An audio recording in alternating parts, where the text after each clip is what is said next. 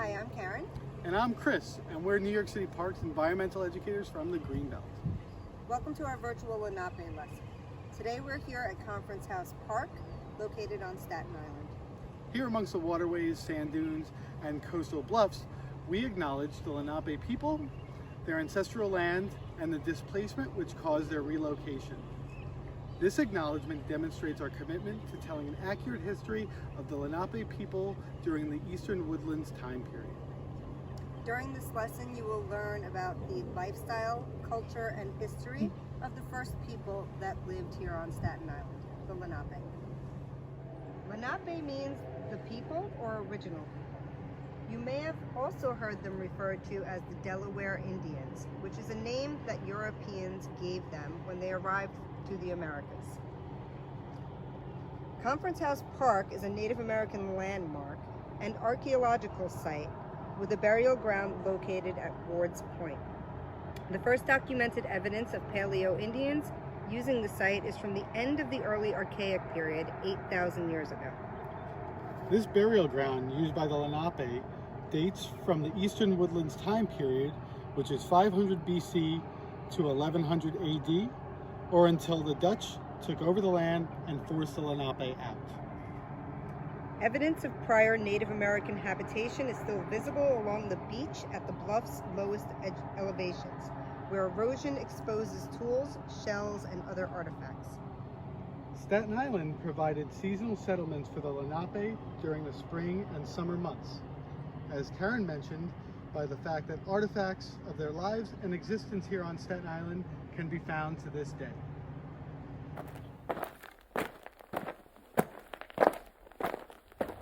So, for the first part of our presentation on the Lenape, we're going to be talking about the shelters that they used. Today, Lenape tribes will use apartments or houses just like many Americans do today. But what about hundreds of years ago? What did they live in? So a lot of people watching movies or TV shows might think they lived in teepees, but this is actually a misconception. Only the Plains Indians out in west use teepees. In the east, however, Lenape used two types of structures. The first was wigwams, the second was longhouses. And I'm going to show you how they built those structures. For the first structure we're going to talk about, I have here a wigwam. So wigwams are one of the smaller structures that the Lenape used for shelter. This is about 8 to 10 feet tall and can house a small family. Now, the way they made this, they actually started building it in the springtime when all the plants and trees started turning green, and that actually is better to make this structure here. They would use the saplings of the willow tree to make the frame, and that's why I left this hole open so you can see the frame itself. They would actually use those trees to bend and connect to each other, and then they would lash it together with some plant life. On the outside, you have bark of the birch tree. So they would carefully carve into the tree to make the outer shell, and this helped protect from the outside elements. And this structure, if you built it right, can last up to 10 years. But this wasn't a long-term shelter that we use. This is a semi-permanent construction. On the inside, as you can see, we have items such as the campfire. They can have furs from animals to lay on as mats, and they can use it to sleep on. They would keep their wood inside, some food inside, and they would also have the top of the wigwam open. That is for the smoke of the campfire to exit out. So if I continue to build on top of this structure here, I would still leave this hole open so that all the smoke can come out and they can be warm in the winter months or when they're sleeping. So this is the smallest structure. I will be talking about the longer house that they would use.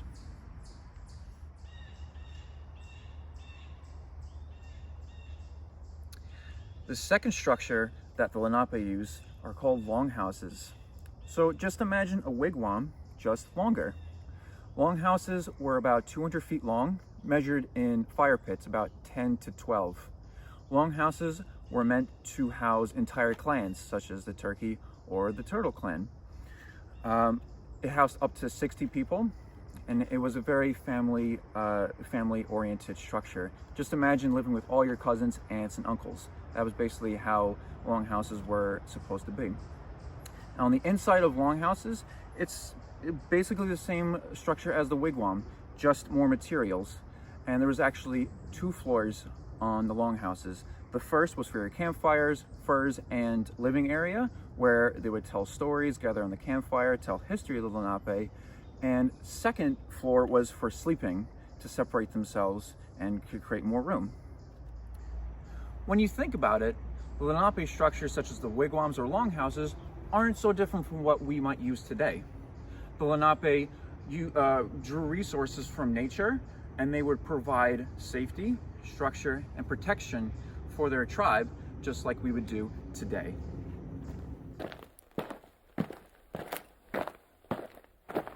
Hi, we're going to talk about the Lenape and the tools they used for hunting. And the men did the hunting, along with the boys would learn a craft or how to walk around in the forest and hunt. And here we have a deer skin, so that's what they ate.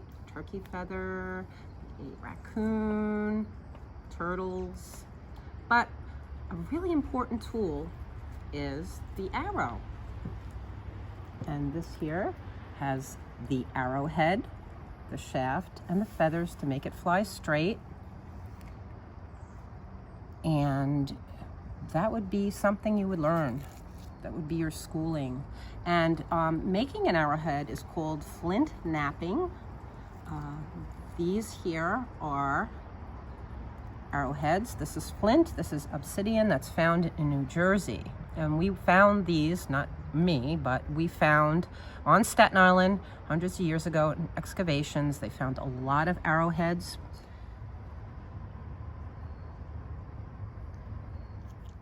So the question is, how do they make arrowheads out of these pieces of stone? And what they would do is find a flint piece or obsidian. It didn't look like this, obviously. And they would take a hammerstone and break it, and it would come off in shards or thin pieces. And they would take a deer antler and hit it until it got very sharp on the edges. So not only did they make arrows, they made spears with larger stones that were carved, put on sticks. We have a tomahawk or a hammer here. It could be sharp, it could be not sharp for hammering things. It has a stick, it has buckskin, or it could have sinew, which is this is dog bane that comes from Staten Island. Also, it grows as a plant. It has twine, they can make ropes. And the sinew of an animal's tendon, so it's very sturdy, so they could tie things up.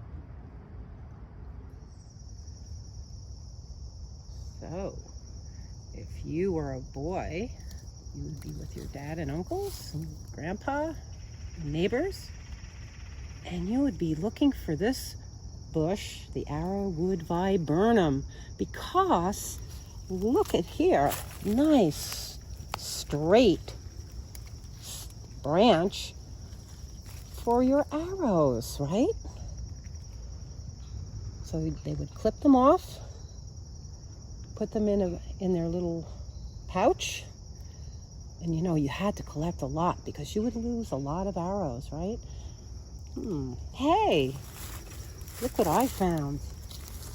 And not only did I find the shaft of the arrow, I found a turkey feather. We could put that on the end of the arrow so that it can fly straight. Wow. So the Lenape used the tulip tree. It grows very tall and straight. And they would make dugout canoes. And how they would do that, they would use fire to burn it down, knock it down, fire again, and chip out using a tool that had a very sharp stone curved tool, and burn it. And it would take about a month. So a lot of the Lenape could go out on the water and travel and fish.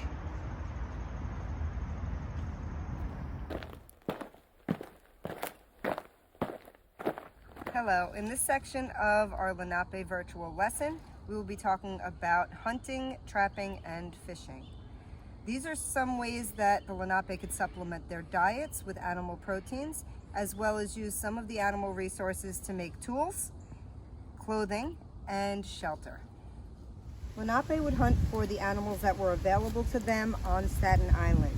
Animals such as turkey, duck, muskrat, which we have an example of right here, rabbit, squirrel, also an example, beaver, turtles, sometimes frogs, and deer. As you've probably guessed by now, the deer was essential to Lenape life. So the hunters were very important within the tribe. Deer is one of the animals among turkey and possibly other small birds like ducks that would be hunted with either a spear and atlatl, or as technology progressed, a bow and arrow. Bow and arrows were more efficient and more accurate, which is why that was the preferred tool to hunt the deer. Deer could also be hunted by setting controlled fires around the areas that they were in and corralling them into one point. That way the hunters could come in and hunt them with more ease. Trapping was another form of hunting Lenape men and boys would do, and again, something they would have to learn from the time they were young. Using knowledge that we still use today, like physics, engineering, and mechanics, they could build efficient traps. There were 3 types of traps that were used by the Lenape: pitfalls, snare traps, and deadfalls. Pitfalls were basically large, deep holes that were dug and then covered with natural materials with the hopes that an animal would unknowingly walk on top of it, fall in, and be unable to escape. The snare trap was a little bit more sophisticated and would have a trigger mechanism that could catch an animal around the neck, legs, or the body with a rope made of cordage. The deadfall trap used large stones and also a trigger mechanism with baited food. When the trap was set and the animal came to eat the bait, the rock would fall on top of the animal. Some of these traps were small to catch animals such as rodents like mice or squirrels, maybe even beaver, and some of them could be so large that they could trap a bear. Fishing is another form of hunting that was important for most Native American tribes. Although some of those tribes fished in lakes, streams, and maybe in ponds, the Lenape were fortunate enough to be here on Staten Island and coastal areas in New York and New Jersey. So they had this whole ocean to harvest from. Some of the fish that they would be harvesting or fishing for in our oceans would be shad, maybe herring, salmon, and one really big fish called a sturgeon. So sturgeons were really, really important because they could feed a lot of people, but they could be about 200 pounds and 6 feet long. So those would be fished with harpoons made out of deer antlers.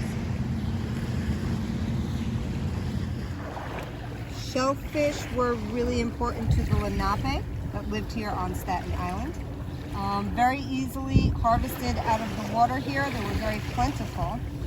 So things like clams, crabs, scallops, snails, and even mussels that you can see are still living here on our beaches today, were a really important food source. One of my favorites is the oyster. And this is actually an oyster that we found not too long ago on Great Kills Beach. Oysters were so important to the Lenape people, but also they were important to the economy of New York City and helped New York City grow to be as big of a city as it is today. Unfortunately, around the time of the Industrial Revolution, pollution lowered the population of some of our oysters and other shellfish. But a lot of efforts are being made now to restore those habitats and help clean our oceans.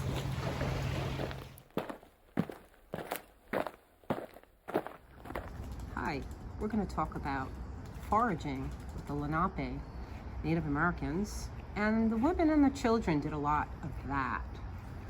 Here we have a mortar and a pestle, which is a rock, and this is a log that they burned and chopped with a very sharp stone. So it made a depression so they could pour their corn or their acorns and crush them. Let's see what we can do here. Whoa, that's not easy. So they had a lot of work to do. So they would make a corn mush, or they would make flour so they could bake cakes. And there it is, the completed version. So they had corn, the three sisters, corn, squash, and beans that they grew. They also like to eat nuts and fruits and berries. And here I have some white acorns from the white oak, and they did not have a lot of tannin. Tannins are a bitter taste. So they would have to learn how to identify the white and the red acorns to make the best flour. And here, still growing on Staten Island, we found our black walnuts. And those are really a good treat.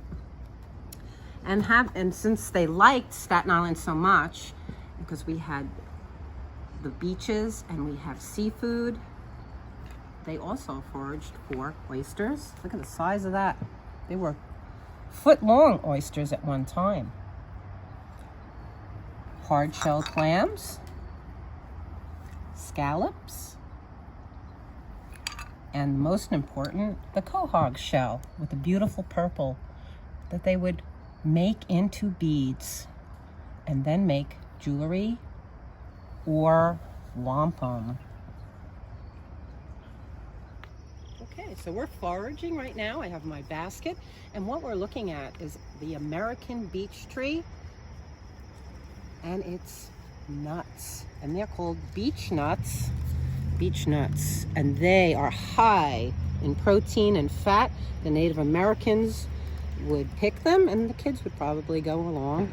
And if we open it up, look at this. Whoops. We have a three-sided seed. We have the shell, which is prickly. That's how it provides protection in nature. And they would open them up and just eat them. I think this is a little too green right now, but you take the hard shell. No, it's a little green. I can't really do it yet. But they would gather them. They would pop them in their mouths for snacks and when they're hunting, foraging, and bring them back to boil up and make beech nut oil, or put in their persimmon, which is a type of dried meat and fruit and nuts, sort of like a trail mix, flattened trail mix.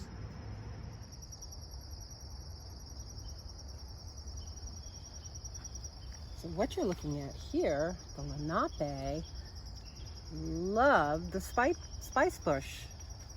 The spice bush, because it has fragrant leaves that they used to boil and make a tea. And look at these beautiful red berries. And the animals depend on them so much too. This is an interesting fruit because it has a lot of protein and not carbohydrates in it.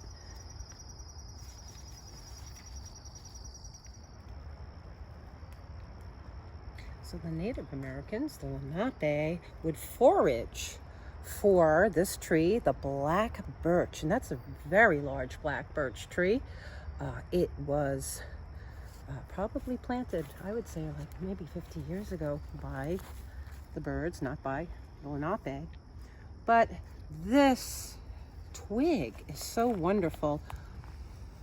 And if you have the chance of scraping it a bit, it smells like root beer, or birch beer was a type of root beer.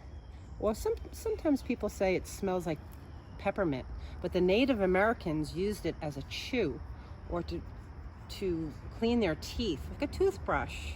It was refreshing and healthy to do. You're looking at a sprig of a white pine tree, and its needles, it has 5 needles, and the Lenape would forage for the white pine needles to make a tea if they weren't feeling well.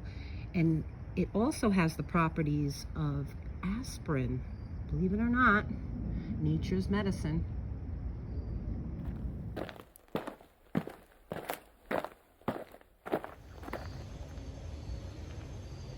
The Lenape of the Eastern Woodlands have a long and rich history as hunters and gatherers. But did you know they were also farmers? The cultivation of plants and crops played a major role in all Native American life, including that of the Lenape.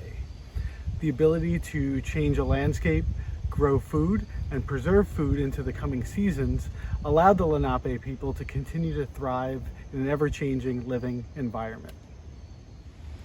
During this section of our Lenape Virtual Lesson, we are going to be covering the topics of agriculture and the role that farming played in the lives of the Lenape people during the Eastern Woodlands Time Period.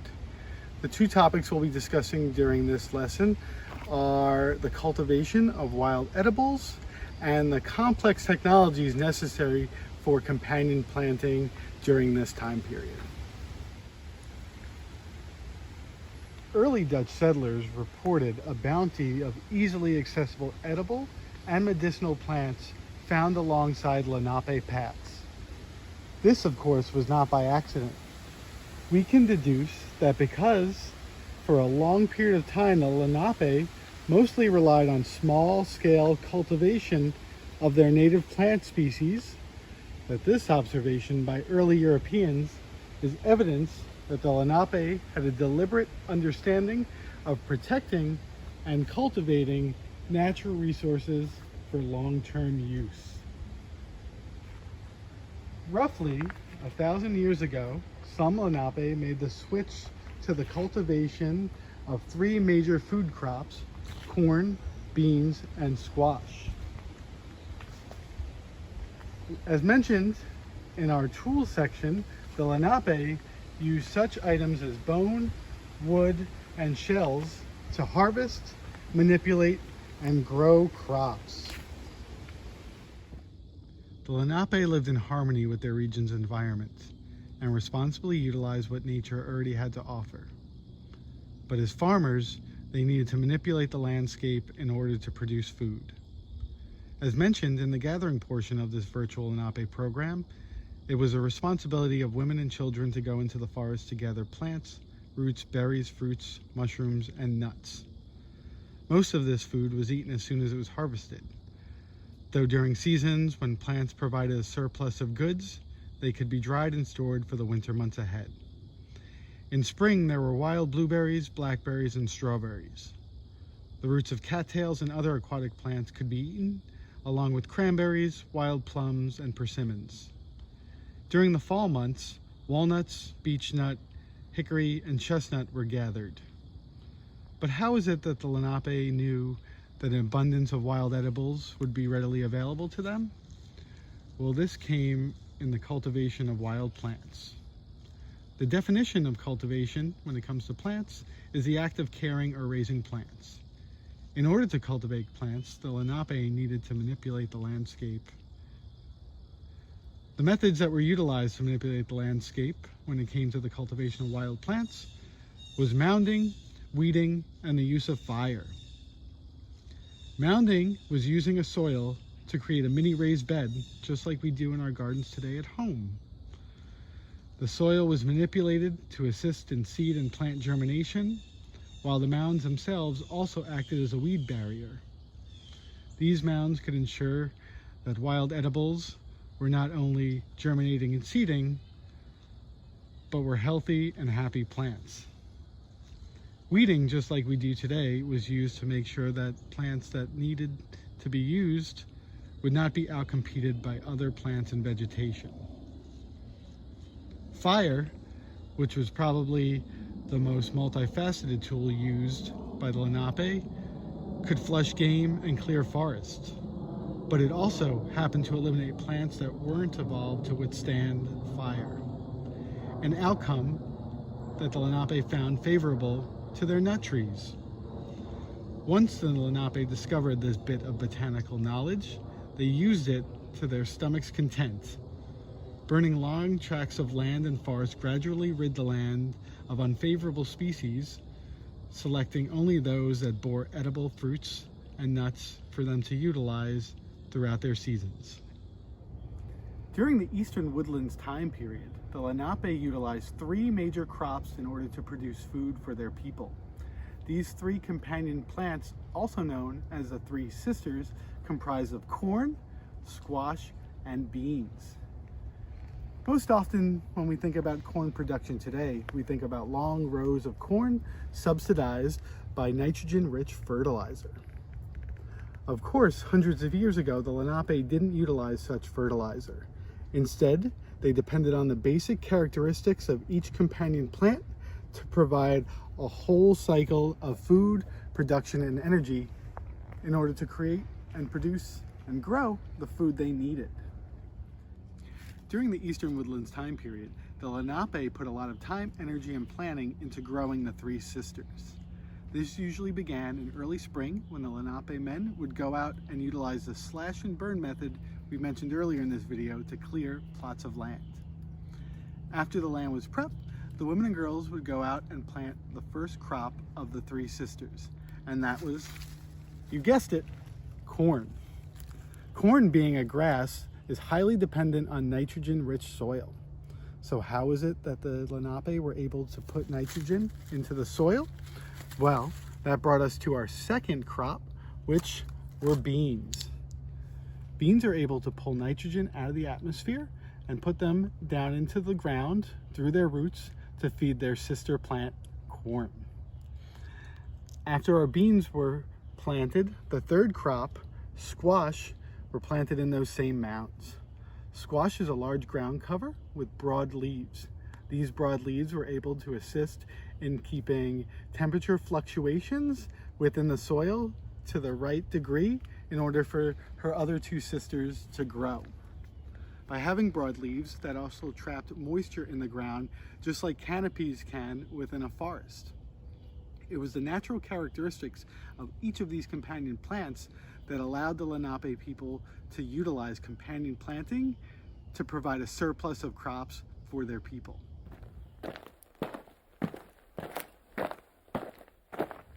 While the Lenape men had very important jobs to do, from hunting to fishing to making tools to protecting the tribe, Lenape women and children also had really important tasks as well, from farming to foraging to making all of the different objects that they would use in their everyday lives.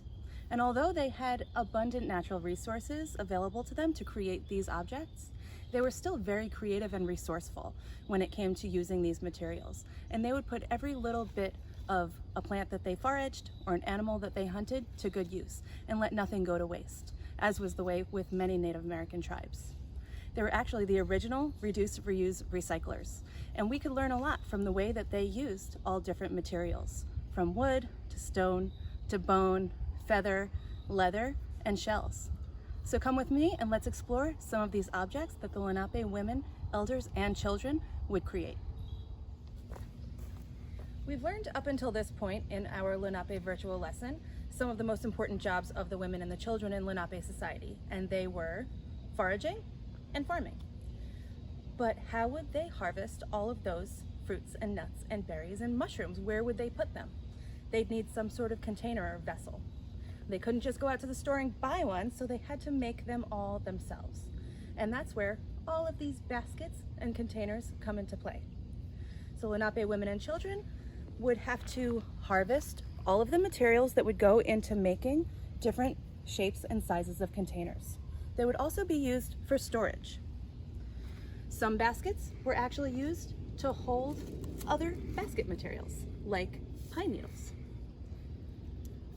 They would have to gather long shoots or roots and let them dry and preserve in the longhouse before they could re-soak them and use them.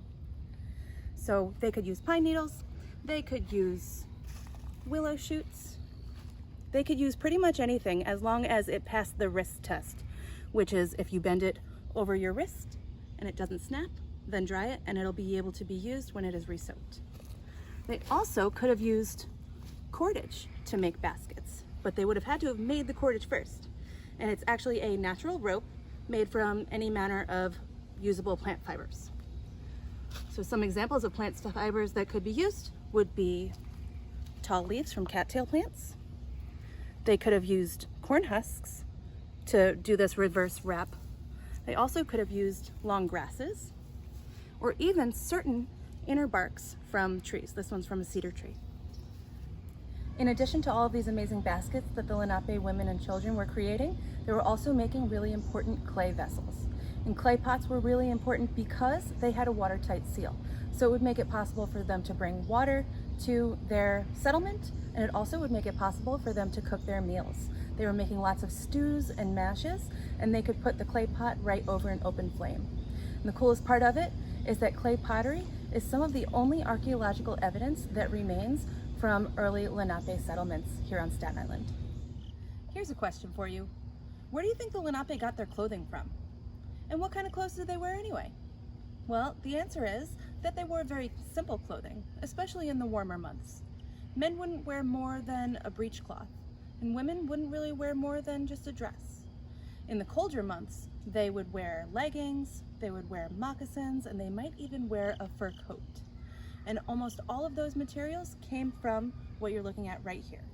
And this is the skin of an animal that came in from the hunt. They may decide to leave the fur on, like you see here on this deer, and that would help to insulate it a little bit more. Or they might decide to scrape it all off and soften it with a process called brain tanning. And this is what you may know as leather or suede today. Some of the really fun items that the Lenape women and children might be creating at home were for musical purposes. So certain things that they were farming, like gourds or pumpkins, might be able to be dried and preserved and have the outside be hard while the inside seeds get hard as well, but nothing rots. And then they become a shaker. They also made turtle shell rattles. And this would have taken way more materials and a lot more time to craft. But as you can see, it would be made from the complete entire shell of a turtle. It would be wrapped in buckskin or rawhide. It would be tied with deer sinew. It would be filled with stones or hard seeds. And then it would have a handle made out of a branch wrapped in some leather as well so that you could hold it and use it as a shaker. Some more of the really interesting things that had to do with the Lenape homecraft were called paint pots. And you can still find these on the shores of Staten Island, depending on where you're walking, mostly on the South Shore. And what would look like just a stone as you're walking along, if you cracked it open, you would see evidence of what was a really fine-grained pigment that the Lenape women would extract from inside the stone, add to some sort of animal fat, and create a paint. That paint would be used to paint their faces, as well as different Lenape clothing garments and baskets. This is an example of a really large paint pot that used to have pigment inside of it. If you were to guess, what would you say this material is? And where do you think it came from? It's dry, brittle, it makes a loud scratching noise. It's definitely a plant material. And we've actually already learned about the plant that these husks come from quite a few times during this virtual lesson. You guessed it, they come from the corn plant. And the husks are the outer leaves that protect the ears of corn as they're growing from insects or any other animals that might try to eat them.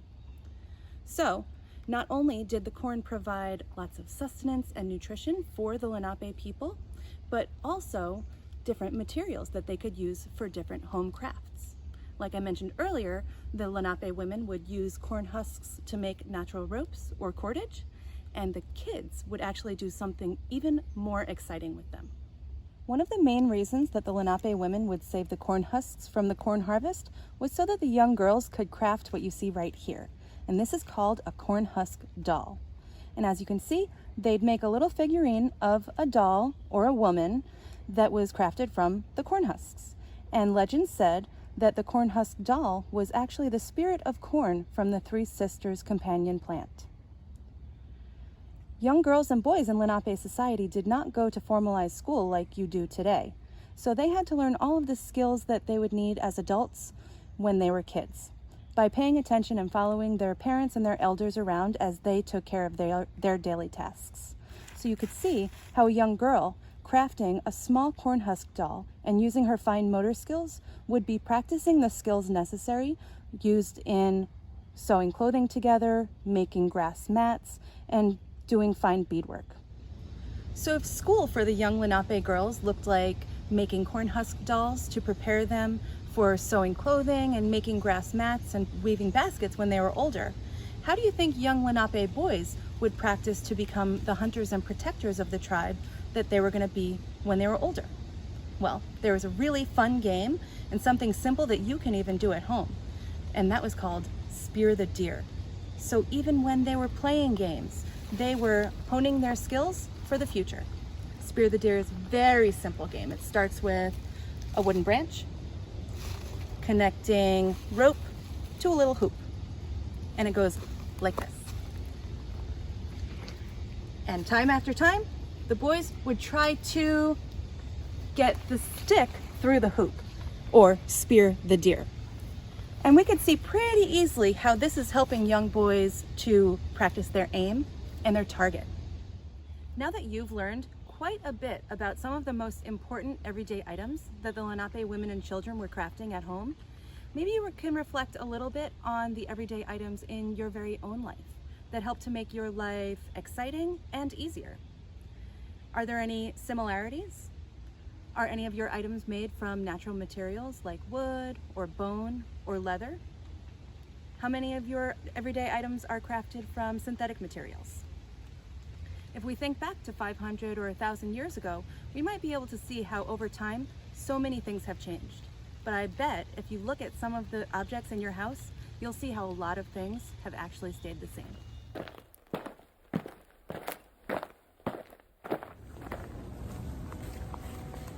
By coming with us along this journey today to learn about the traditional ways of the Lenape people who inhabited this land, now known as Staten Island, during the Eastern Woodland period, you also learned quite a bit about all of the various ways that the Lenape utilized fire in their everyday lives.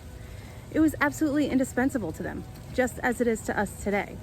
But if they couldn't go out and buy a lighter or matches, or push a button on a thermostat or turn a knob on a stove, how exactly did they make fire? Was it as simple as rubbing two sticks together? Kind of yes and kind of no. But really what they had to do was master the amazing art of harnessing one of the most magical forces known as friction. But what is friction? Friction is actually a very common heat energy that is created by rubbing two things together. It's the exact process that the Lenape used to create fire by friction, but it's also something that you are probably very familiar with in your everyday life. If you just imagine walking to school on a day that's pretty cold and you forgot your mittens, what do? You take your hands and you rub them together. And the faster you rub them and the harder you push, something really special is happening. And you're creating heat between your hands and warming yourself up. And it's the exact same process. Fire needs three things to survive. The first thing is a heat source, and we already talked about that, and it is called friction. The second thing it needs is good oxygen flow. And the third thing a fire needs to grow big and strong is known as fuel. And the Lenape would have used varying shapes and sizes of natural materials to fuel their fires, starting from smaller, fuzzier pieces, maybe using milkweed fluff or pine needles, old animal nests, corn husks, or dry leaves. The next size up to make a nice, strong fire was known as kindling, and thin branches and sticks were used for that. And the next size up was known as a fuel log. The larger the logs and the more you added, the bigger your fire could be and the longer it could burn. The Lenape would use 3 different fire making kits, from a smaller one and a simpler one like this, which is a hand drill made of just a simple long woody stalk and a flat wooden fireboard, inserting the spindle into the fireboard and spinning it to create that friction.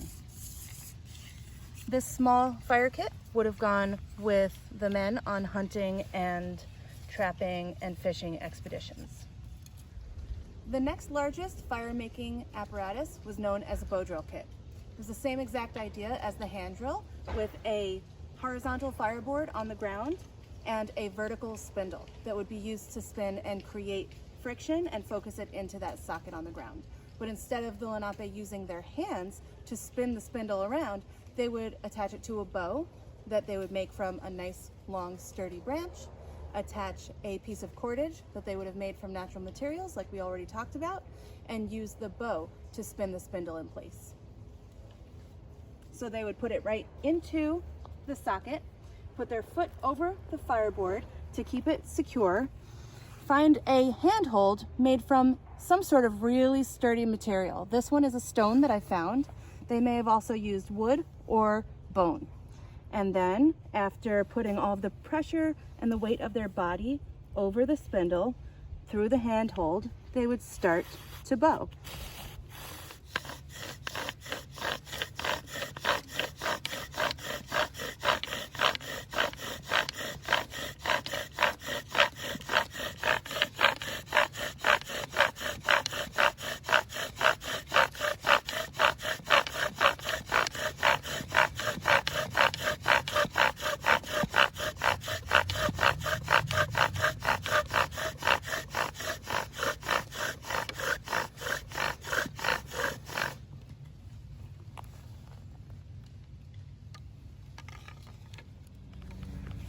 After creating the perfect combination of heat energy, fuel, and oxygen flow, a baby coal is born and can be added to a tinder bundle to add more oxygen to and blow it into flame.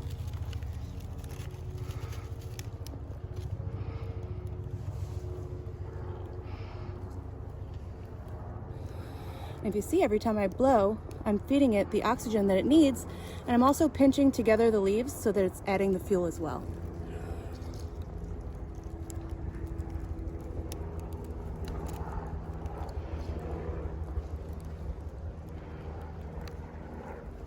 We're going to get closer and closer to the fire structure so that we are right where we need to be when the flames pop up.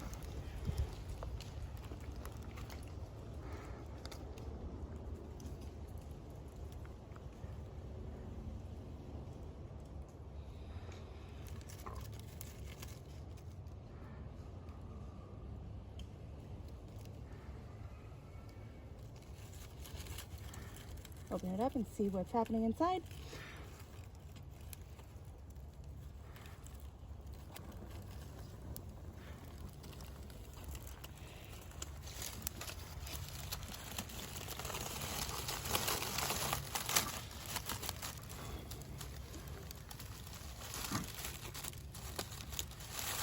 And I left this open door of the teepee here so that now I can add it and complete our fire structure.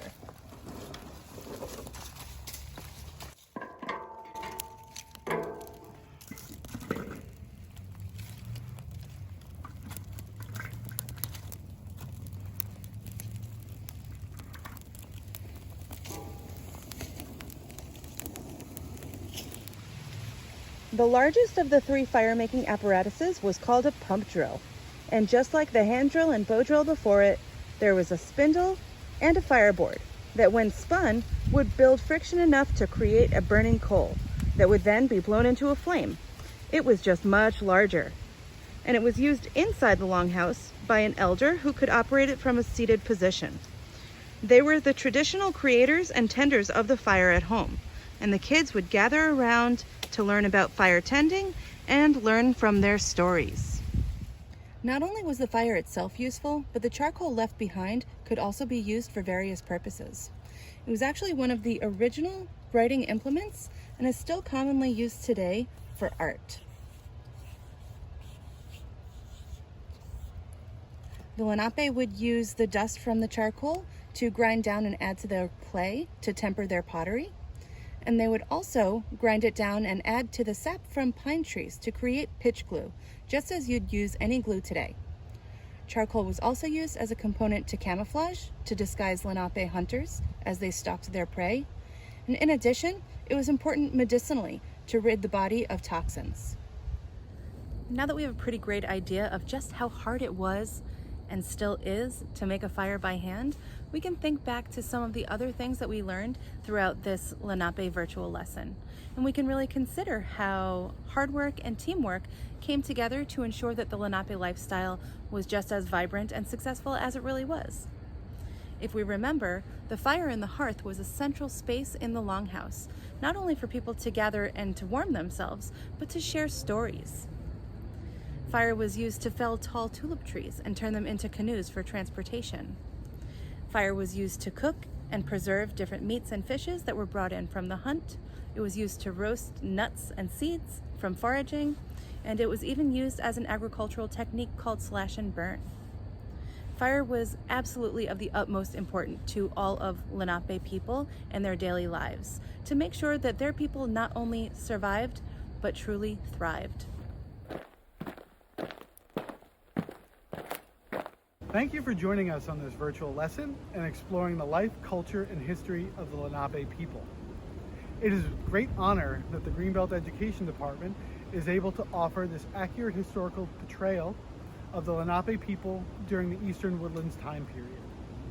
Today, there are 3 federally recognized Lenape tribes in the United States, with many other smaller groups and organizations awaiting federal or state recognition. Although we are exploring the Lenape people during the Eastern Woodlands Time Period, when they lived in wigwams, used fire to flush wildlife, hunt and gathered and fish, today the Lenape people live in apartments and houses. They drive cars, they play video games, and go to school just like you and I. But there's no doubt that the Lenape people and their ancestors shaped both the world they lived in and the world we live in today. Thank you for joining us. And if you're interested in more virtual programs, please visit us at sigreenbelt.org.